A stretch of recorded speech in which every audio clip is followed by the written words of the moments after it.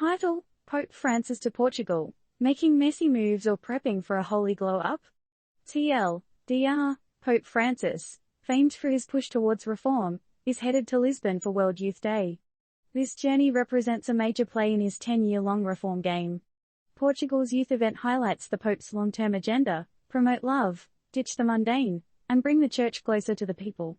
Now, with a massive rally set to kick off post-pandemic, we gotta ask, are these the first steps toward a radical church makeover? When Pope Francis, 86, first hit the international scene in 2013, his message to the youth was straight up edgy: make a mess in your churches and disrupt the status quo. Now, a decade later, the Pope is still vibing on that energy.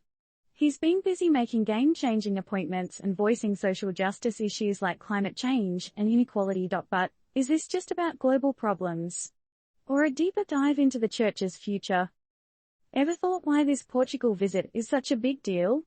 The World Youth Day event is set to attract up to a cool 1 million people, making it a big post-COVID get-together. With themes circling around social issues and the ongoing Russia-Ukraine crisis, it's shaping up to be a lit event. But beyond the party, what's the Pope's endgame?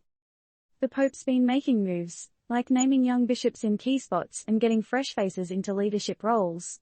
Is he playing 4D chess, setting up the church for decades of future leadership that vibes with his style? And with Francis accelerating his reform agenda, are we witnessing the dawn of a new church era? Speaking of change, in October, the Vatican's big synod is happening. For the first time, young peeps and women will vote on proposals, alongside bishops. Topics on the table: LGBTQ+ Catholics, women in the church, and more. Is this the Pope's way of saying, hey, the church is ready for a glow-up?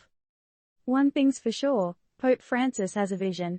From appointing younger leaders, promoting inclusion, to focusing on pressing global issues. As he said about the upcoming Lisbon event, he wants to see a world where love is central. Echoing sentiments from 2013, he's all about breaking clerical barriers and moving the church closer to the people.